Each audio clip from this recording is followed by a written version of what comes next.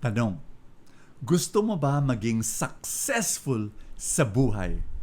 Kung gusto mo, kailangan pakinggan mo ang mensahe na to dahil magbibigay ako ng 3 steps na kailangan mong gawin para maging successful. Are you ready? Ito na.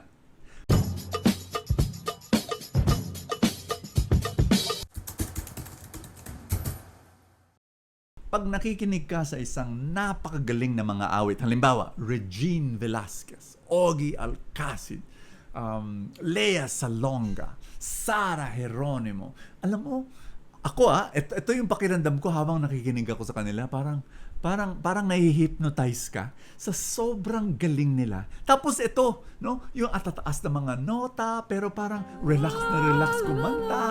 Ang tawag doon, effortless. Yun ang dating sa atin, di ba? Yung ba't nila kaya yun? Yung parang walang kapagod-pagod, biglang lalabas na lang yung boses, no? At sobrang ganda ng boses. Pero sa kanila, parang wala lang. Parang effortless. Pero tanong, effortless ba talaga? Hindi. Alam natin yon na ilang taon sila kumakanta. In fact, I just wanna share this, no? Pag balikan mo yung buhay nila, wala silang ginawa kundi kumanta. Si Regine Velasquez, nabasa ko, 6 years old pa lang siya. Hindi pa siya marunong magbasa. Kumakanta na siya at sumali siya sa isang contest, no? Tapos si Sara Geronimo, 2 years old. 2 years old, sumama na yan sa isang contest. Kumakanta na yon. Parang wow! Tapos 4 years old, 6 years old, ganun. I want you to think about that. Habang natutulog tayo, lumalaki tayo, tutulog tayo, sila kumakanta.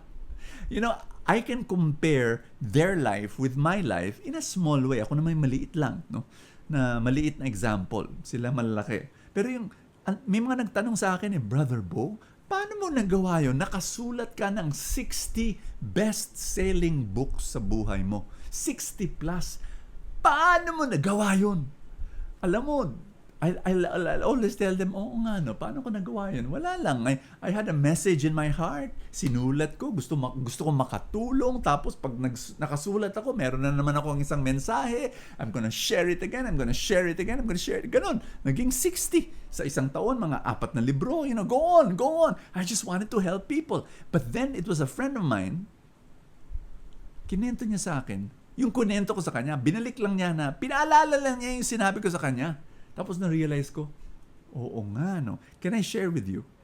Etong pandemic na to, nagbago yung buhay ko. Kasi, nanonood na ako ng TV. Gabi-gabi.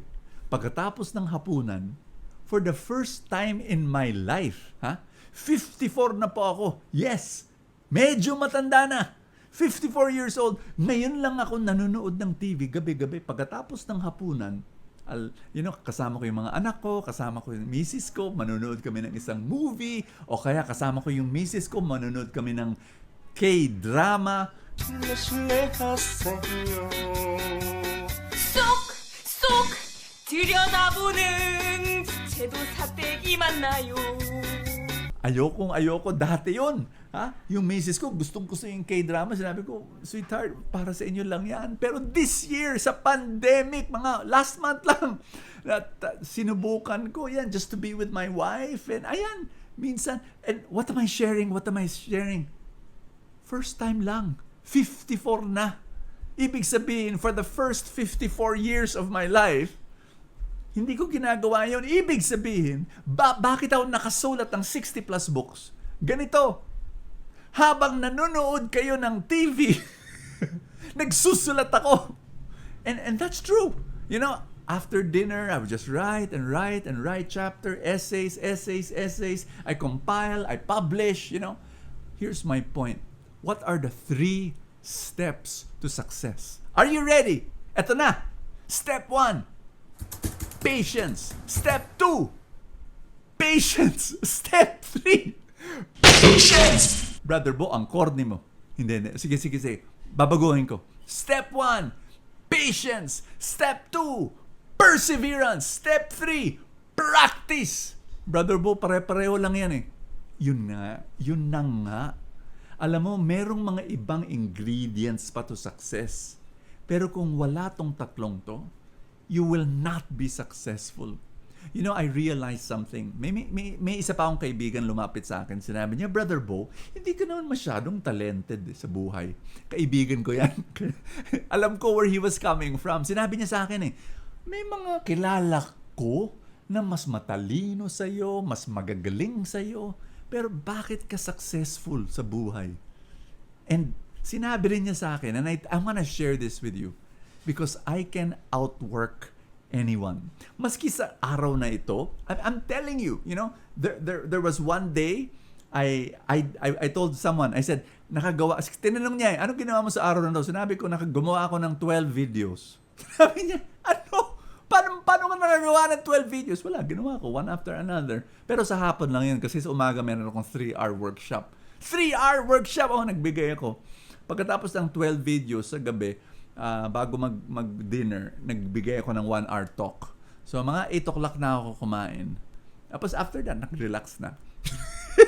Basically, that's what I'm saying. Can you have patience, perseverance, and practice? Let's pray. I pray that you will have, bago ko magdasal nga pala, mag-advertise ako feastconference.com, November 20, 21, and 22. I want you to be there. Go to feastconference.com. Doon kayo kumuha ng tickets, and I will see you. It will be the most inspiring event. Sobra. Yung God will inspire you and lift you up. Please be there. O sige, dasal na tayo. In the name of the Father, and of the Son, and of the Holy Spirit. Lord Jesus, thank you so much for this opportunity that we have together. I pray, Lord, to gift my friend here with more patience, more perseverance, and more practice. Oh, Lord God, thank you for lifting this person up and blessing him. In Jesus' mighty name, amen and amen. In the name of the Father, and of the Son, and of the Holy Spirit, amen. I will see you in feastconference.com. Nagpapasalamat rin ako sa lahat ng mga supporters ng Full Tank na tumutulong sa ministry. Kung pinapanood nyo to through Facebook, just click that link that says support now. God bless you, everybody, and I will see you tomorrow.